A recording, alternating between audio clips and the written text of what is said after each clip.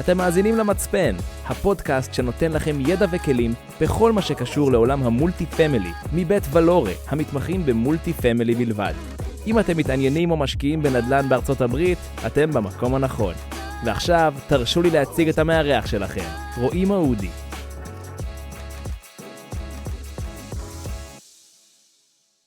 שבוע טוב לכל המאזינים של הפודקאסט שלנו. אנחנו השבוע בפודקאסט די מיוחד, אנחנו נמצאים בארצות הברית, באינדיאנפוליס, ואנחנו אחרי, למעשה ביום האחרון של הביקור שלנו, ואנחנו מנצלים את השעות האחרונות ביחד, לעשות פודקאסט קצת מיוחד באנגלית, ואנחנו הולכים לדבר עם סמנכ"ל הכספים של החברה והשותף שלי בוולורה. אנחנו עם קאדוורת.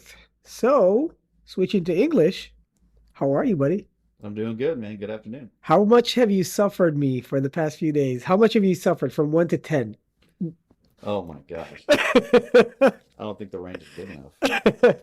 Okay, so we're taking advantage of the opportunity that we're together. We tried to do a recorded podcast over Zoom. It didn't went well. Yeah. It didn't go well. So we said that we're going to get together. We're going to record. Time is now. So I want to ask you a few questions. Okay.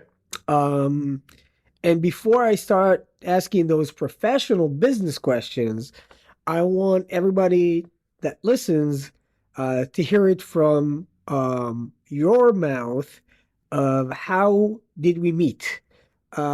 What's your version of the events that took place? Yeah, absolutely. So this is fun. And interesting that how this whole thing came about is I was looking to partner with some other real estate professionals that had experience and knowledge in areas of the industry that I didn't with their skill sets. I knew what my skill set was and how I could provide value in that area. It was where can I find some that aligns with my values and vision for building the company. I was working with an individual named Brian Murray, who you know, obviously. Yeah, good friend. Well, and Brian and I were looking to find deals together for a number of years, and we just things weren't clicking right, and he was going a different direction. And so he calls me up one day and he says, "Hey, Chad, listen, I got someone I think you should meet." I said, "Great. Tell me a little about him." He goes, "Well, his name's Roy, and he, I think, has some very similar values you do, and you guys could complement each other with your skill set, as well as what you're both appear to be trying to do." And he goes, "But I don't want to give him your name yet, or give him your contact information yet, or give you his contact information yet. Well, let me just check with him first." Right? Okay. So he took very good steps of trying to figure out if we'd be a good match. Yeah, but Brian is a great guy, and he knows what he's doing. Yeah. So he introduced you to me, and you ran me through this long list of interview questions. The partnership questionnaire. Yeah, exactly. And which was fantastic because I was very happy you did that. It took us 4 days, I think, to complete. Yep. And I knew when you presented that to me that you're the guy. I just knew it, that you're going to be a partner of mine and I'm going to be a partner of yours, because just that effort alone and that thought process told me you have the same values I do. So I knew you're going to be my partner when I called you. It was, I think, Tuesday afternoon. And I remember talking to you for a few minutes. And I always say that God gives gifts to every person, has its own gift. My gift is knowing people. And I called you up and I knew instantly, like, okay, that's the guy I want to work with. But I think you said something very important when it comes to partnership. A lot of people don't know how to do that right. And I think the one thing you said that is overlooked by a lot of people is to have the same set of values. Mm-hmm. You can complement each other's skill set. Yep. But if you do not have the same set of values, it's simply not going to last. It's going to work for 1 year, 6 months, 2 years, but eventually it's going to be... Yep, the breakup eventually comes. The breakup is there from the beginning. So our stories align, which is good. That means that I did good. Let me jump in real quick, Yeah. because you broke one of your rules.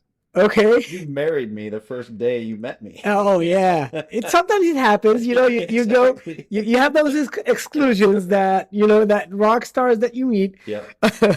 That's okay. So you answered my second personal question that was meant to be, what was the moment that you felt were meant to be? And for you, it was that partnership questionnaire and that thorough process. Yes. That, and I came to you after I had like 3 or 4 partnerships that I did wrong. Yes. And I learned from them, and that's where I built that questionnaire. Mm-hmm. And I said, okay, this time I'm doing it right. The next question I have for you on a personal level is, you're an amazing finance guy. One of the best I ever came across. What attracted you to work in finance? That's a great question. It goes back to when I was a kid. There's a series of events that took place in my personal life, as well as just in my DNA of being in finance, accounting, what have you.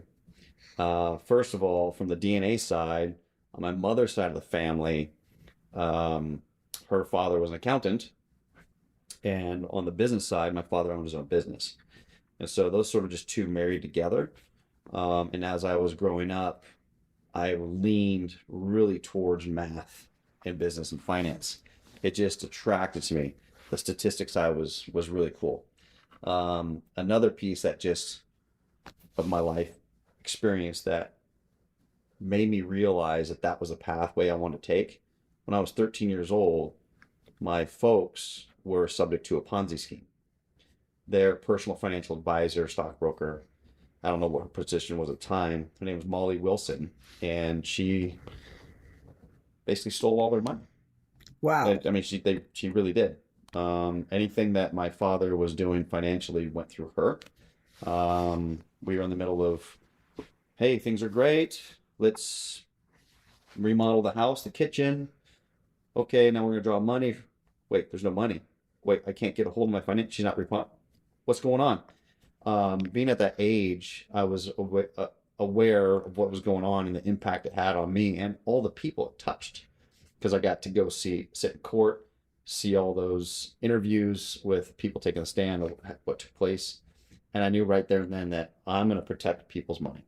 I'm going to protect myself, and I'm going to know what it is to manage financials. And so that's what put me on that pathway to finance. How is it? Do you remember how it feels as a 13-year-old? I bet it's scary. Oh yeah, it was very scary. College fund gone. How we putting food on the table? How we paying the bills? My parents are, I don't know how I'm going to make the mortgage payment this month. We're going to have to figure it out somehow. And like your superheroes, your mom and dad are like vulnerable all of a sudden. They're vulnerable.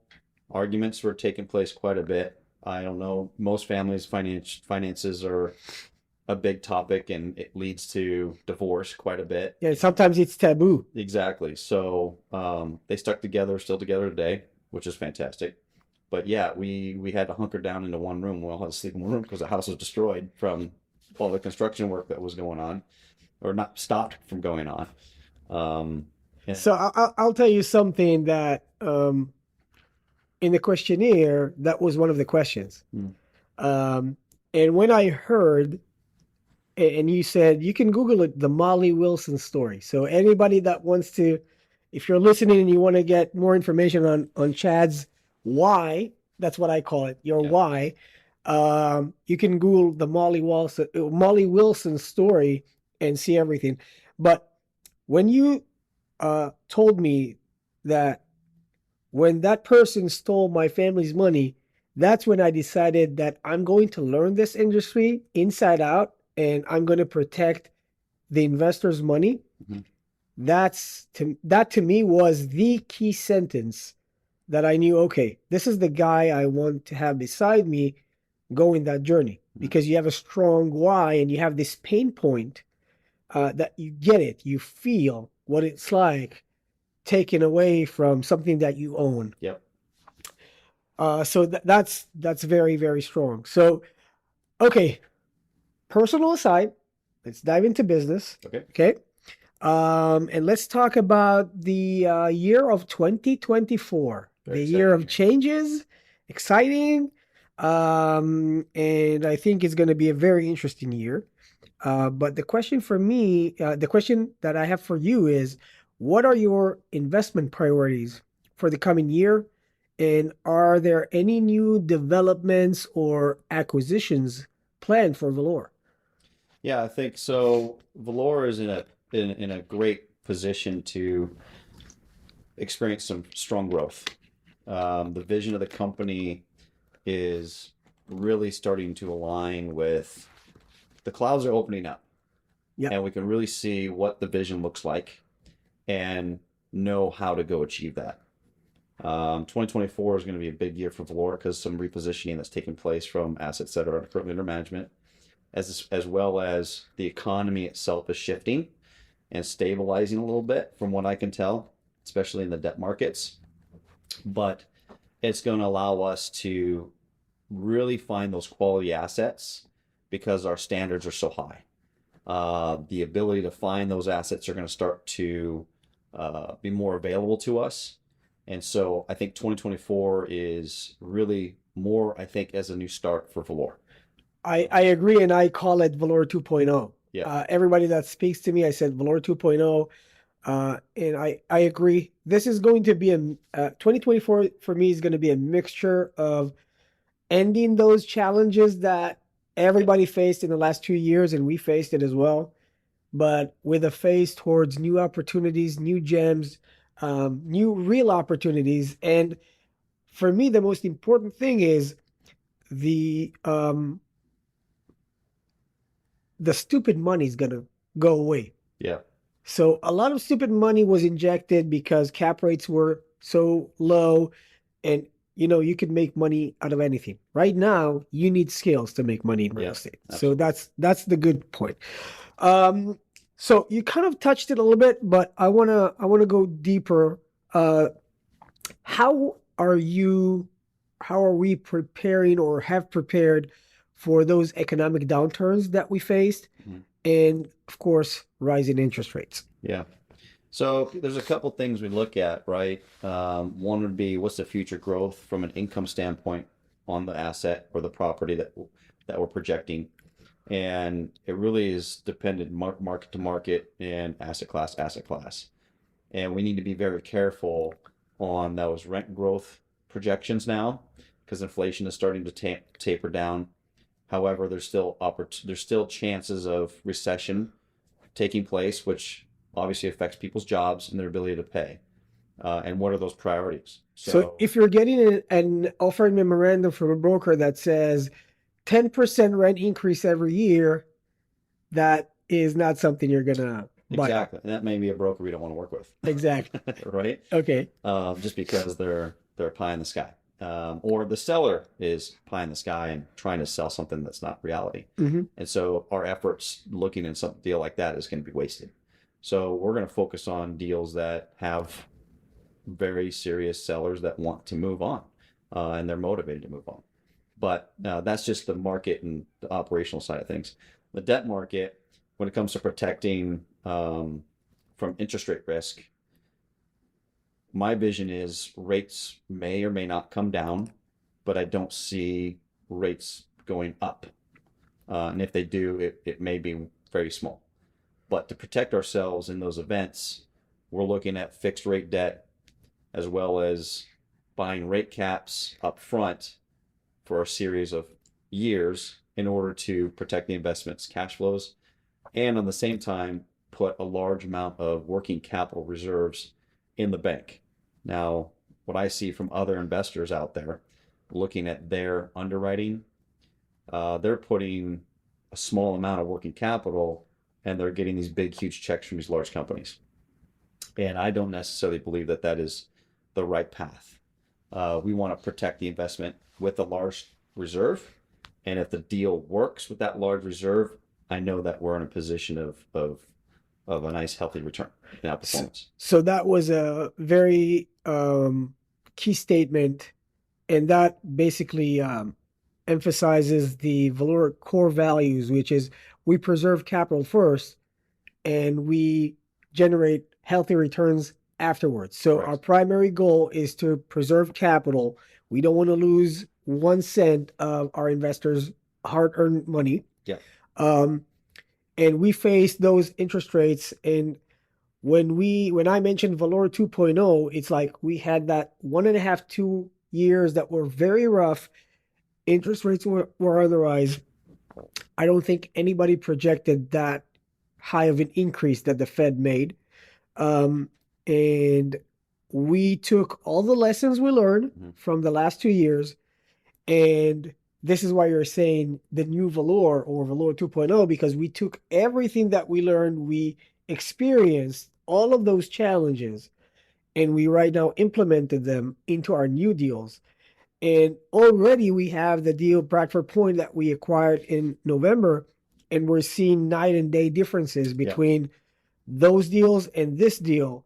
How well learned we are, how did we grow, Yes. how we improved the analyzing and the operational side of the house. So it pretty much looks a different company, and this is why I'm so excited about the next deals that we're gonna acquire. So you're constantly obsessed with debt markets. You check them daily. You check numbers. You speak to our lenders. You speak to brokers. You're pretty much invested heavily in that multifamily market. What are your thoughts on the current state of the multifamily market in the U.S.? And what do you think are the biggest challenges and opportunities that you see in the near future? Sure. From the multifamily space, well, there's a lot of talk about all this bad performance from bridge debt loans that are out there, and I don't think there is much as it's being led on from what I'm seeing. I agree. There are going to be those opportunities. There's always going to be opportunities. It doesn't matter what market we're in. It's always going to be opportunities in order for us to make money. It's how do we underwrite to that market condition at that time to get the opportunity. The future, I think that we're going to see some rates dip, which is going to be valuable for the market as a whole. I don't see us going back to where we were in 2021 with those low rates, but we were already starting to see some stabilization in that debt market side. But from multifamily's point of view, I still see rent growth, employment and income growth bouncing back. The single family home prices haven't really been hit too hard, which provides opportunity for multifamily investing. As home prices go down, there might be more folks that can buy single family homes, which is counterintuitive to what you might hear. But it's really driven based on the inflation and the debt markets. The credit card debt that's sitting out there right now in the U.S. economy is at the highest peak ever. And I think that's going to have an impact on people's ability to purchase homes, which is going to lead them to a demand of multifamily, which also leads to a demand of rising prices in multifamily, especially for value add. So I think that's going to be a really good opportunity for us to continue our business plans and focus on those value add properties. I agree. I agree with everything that you're saying, and we're backing it up with all the data that we're seeing, the CoStar reports. So the future looks bright. It does. It very does. Okay, so let me go to the next question. When you're going and finding those investment opportunities for us to acquire, what are your criteria that based on that you're selecting the next investment? What are your preferred property types and what locations do you like best? Sure. So, when we look at deals and we're trying to acquire deals, there's two aspects to it. One, it's the market in which the property is situated in, located, and two, it's what's the performance of the property and the potential performance of the property. When we look at the markets, we're looking for certain things that fit growth opportunity and sustainability. I usually look for sustainability first and then look for growth. A lot of folks say go for emerging markets. Emerging markets go up and down. But sustainability over time leads me to believe that there's less risk. So I'm looking for decent home prices. I'm looking for average incomes to be more than 3 times what the average rent is in that marketplace and or for the deal, as well as a good demographic mix so that we know that the tenants that are going to be living in that area will be able to pay their rent. Yeah. Because cash is king. Collections is more important than anything. As we learned in the past 2 years. Yes, as we learned in the past 2 years. So it's not just income on the income statement, it's what are you collecting? Exactly. Right? You put money in the bank. Yeah. All right. So there's the market side of things. When it comes to the underwriting the deal, our standards are fairly straightforward. It's got to be economically efficient. What I mean by that is we need to have a large enough income to pay for the staff that's on site, overcome the insurance costs that are on rise, as well as the taxes. Those are the big things it's a must in order to operate. But also at the same time, we're looking at those assets classes, B and C class assets, that are in an area that's surrounded by higher income producing properties. Yep. And that allows us to find that opportunity. So if we're in a sustainable market that doesn't have the peaks and valleys of up and down movement, then we know that value add asset is going to be able to perform when we implement our business plan. So those deals I'm actually looking for. I like the B and A minus class assets because it attracts a tenant base or resident that cares about their credit, has a good income, has education, understands the value of paying their bills on time and the capability to pay their bills on time. But that doesn't always work. Sometimes you have a C class asset in a B area and you contract that B class resident. It's a little more challenging to turn that over to manage, but it affords us and our investors larger returns. Very, very large returns. Those are the type of deals that I like best. Class B areas, like nice homes. We get that Class C ugly property problems. We transition it, and then we get a home run usually when we execute the business plan. For example, the market we just drove yesterday. Yeah. We're not going to say it here, but the market we just drove yesterday and some other investors that don't want to go into these so-called smaller markets because they don't know. Those are where we want to be. Yeah. Because we're not fighting against the masses to win deals there. We have a good relationship. We're eliminating the sharks. We're swimming in blue water. And it's those gems. It's those, like Roy always says, like you always say, it's those gems. Find me that home run gem. Yeah. Right? That blue ocean. Exactly. And I think we have one deal in that in another small market that we had a home run and then some. Yes. Which I'm excited. And the market we toured yesterday, for me, looks very promising. I felt very comfortable. Looks nice. And we have a few deals that we're checking out there. That's so right. More to come with that. Supports it, which is a little better. Exactly. We have all those reports that we checked. Nice. So when you speak to almost anybody at our industry, bankers, brokers, even investors, syndicators, everybody, they all have their view of what will be the emerging trends in our industry, in the multifamily industry. What do you see? What do you think are the biggest emerging trends in our industry, and how are you going to prepare yourself for them?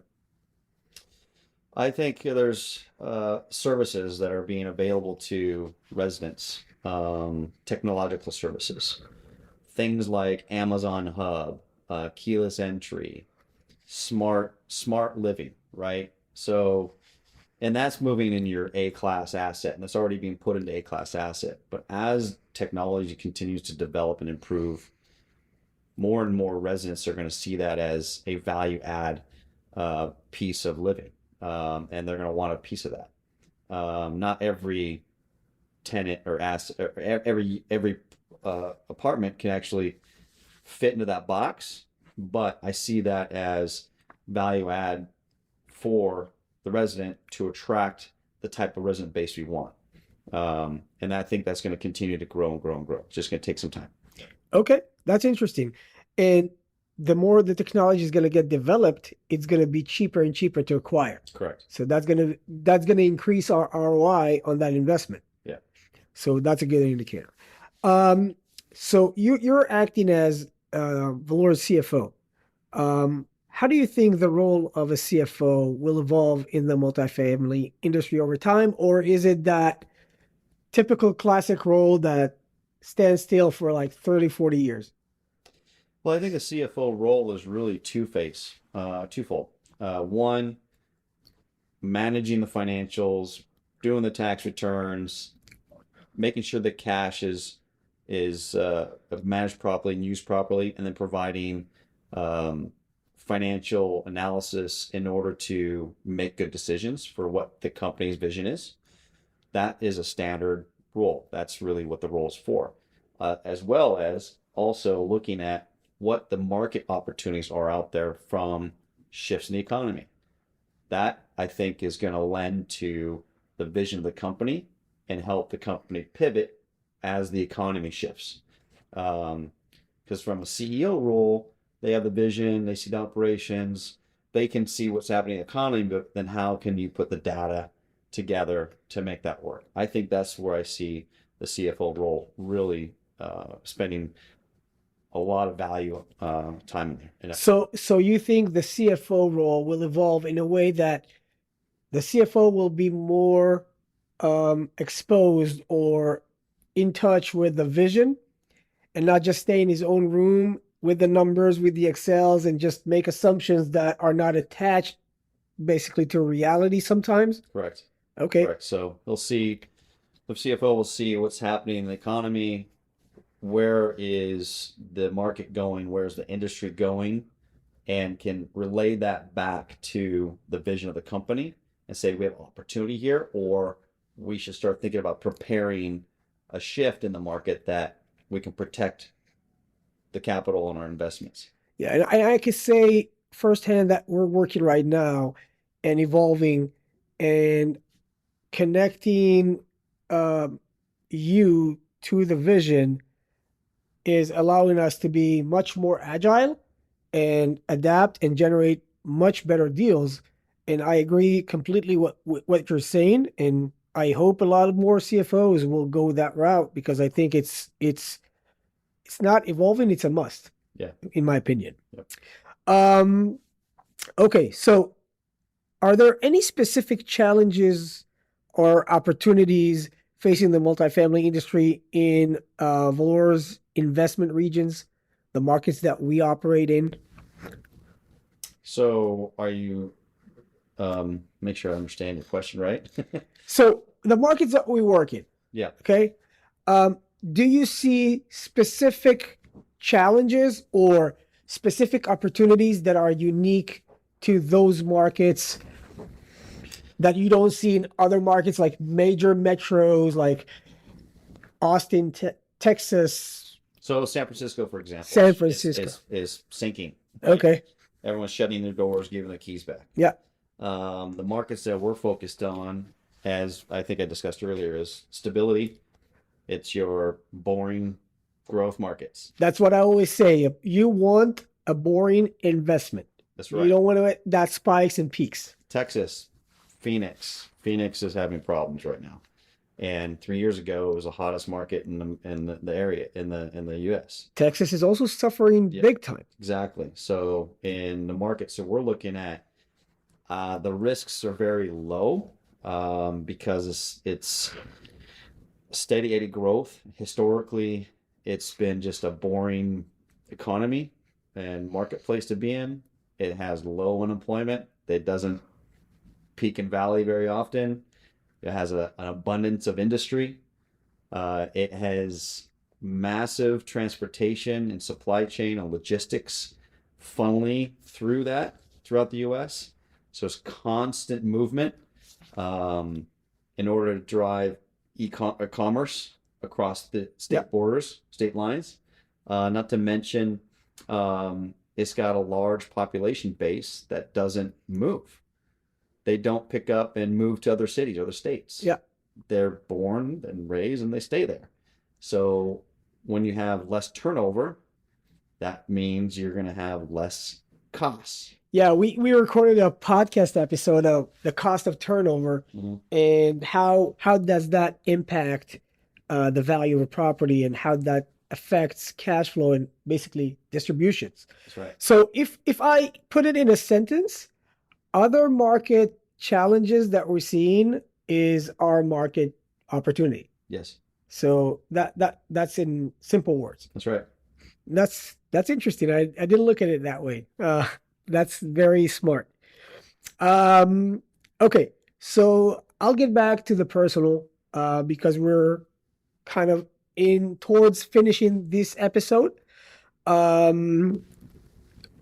a CFO of Valor, what are you most proud of?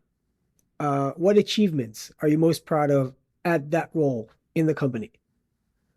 Is the brand of Valor and the values that we have that's being broadcast with our business partners, from lenders, brokers, insurance agents. Our most valuable partners are our investment partners. I am most proud that we are in a position that they understand our values, and we've proven it with our actions, and that is leading to stronger relationships, which opens more opportunities. That's what I'm most proud of. I agree. I'll say it in different words, and that's one of our core values that is written in our book. It's we always do what's right, even if it's not profitable to us.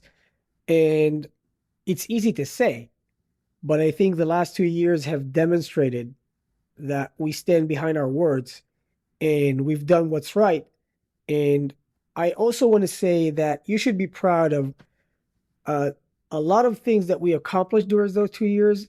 But the one important thing is we constantly fought the challenges. We constantly overcame them. We won challenge by challenge. They're not done yet. We have room to go. There's going to be more challenges in front of us that we haven't seen yet. But we're winning, we're fighting, we're overcoming, and we're becoming better. So I think that is the achievements that I'm most proud of. Yeah. And I'm happy to walk that path with you, buddy. You as well. So that was an emotional moment. Now let's go to the next question. What are you most passionate about? I know the answer to this, but I'll ask you so the audience can hear it. What are you most passionate about outside of work? What are your hobbies or interests? Well, I love seeing my children do what they do when it comes to any type of activity that they're focused on, whether it be baseball, gymnastics, piano, and developing. I love that. I love seeing them develop.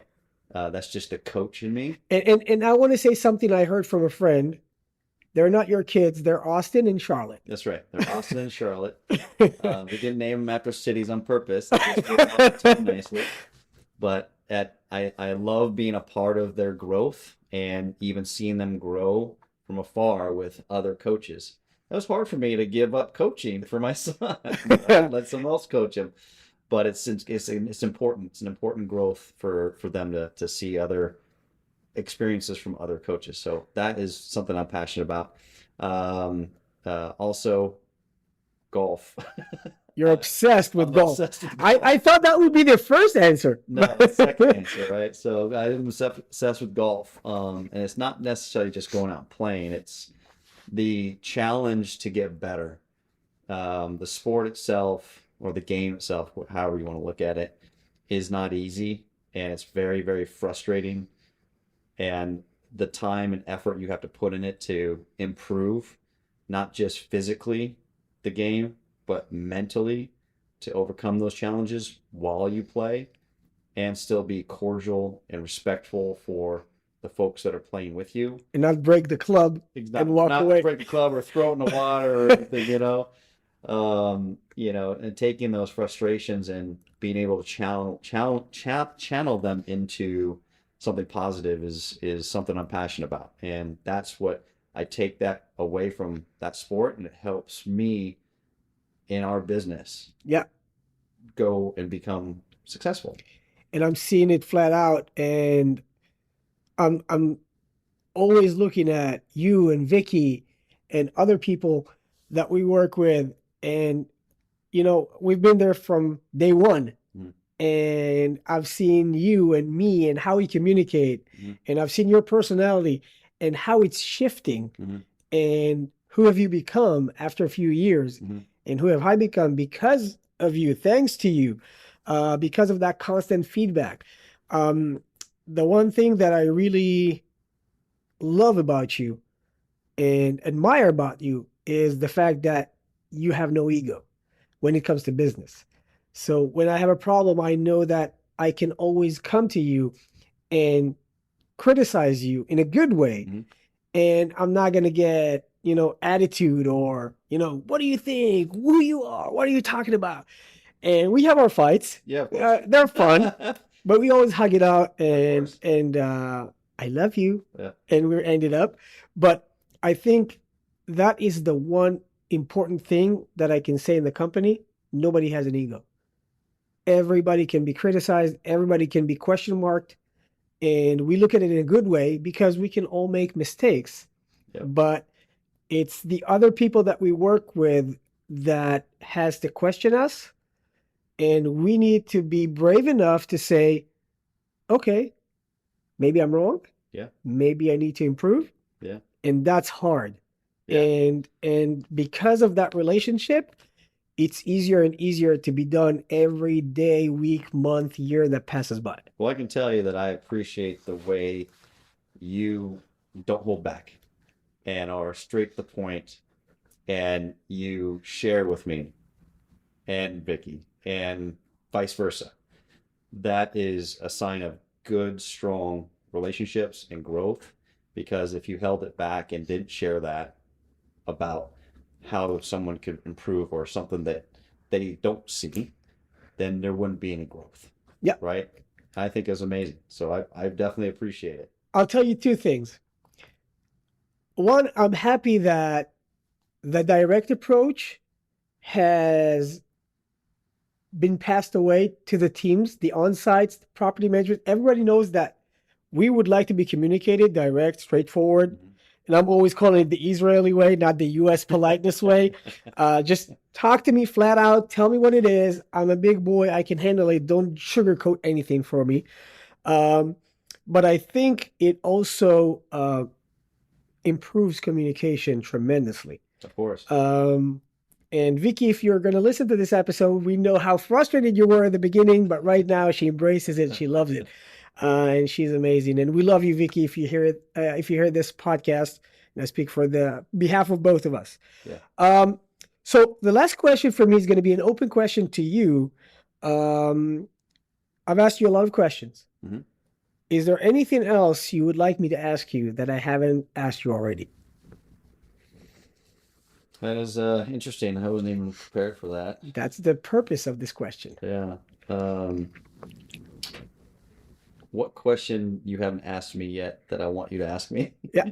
If you want, you can think about it and we can record it on our next visit. I don't know. I guess that's good. That's I don't know. Chad speechless. That's a first. No,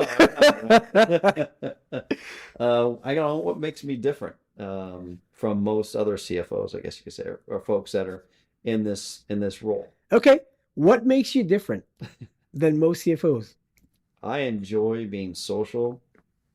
I enjoy I enjoy being able to communicate complex financial things to folks that don't understand that world. I enjoy reaching out and talking to people at random. It's just natural to me. And I think that allows me to be very successful in what we're doing, because when I can contact and talk to anybody without any issues or worries and just make a connection quickly, that allows me to be able to provide more value to what we're doing. Because I know where I am financial skill wise, but also social skill wise, and marrying the two together, I think is a very unique characteristic that I have that gives me warmth when I'm able to communicate with somebody about something that's so complex. I agree, and I think those words were very strong, so I'm not going to even add anything. So we'll wrap this episode now, and I would like to thank you for the time. We have a lot of work to do, so we'll finish that podcast. I'll definitely want to do another one the next time we visit, and we'll think of a different aspect to attack on the questions. And until next time, thank you, Chad, for being on this episode. Thank you. It was a lot of fun. And I'll see you guys next week. Thank you. All right. האזנתם למצפן.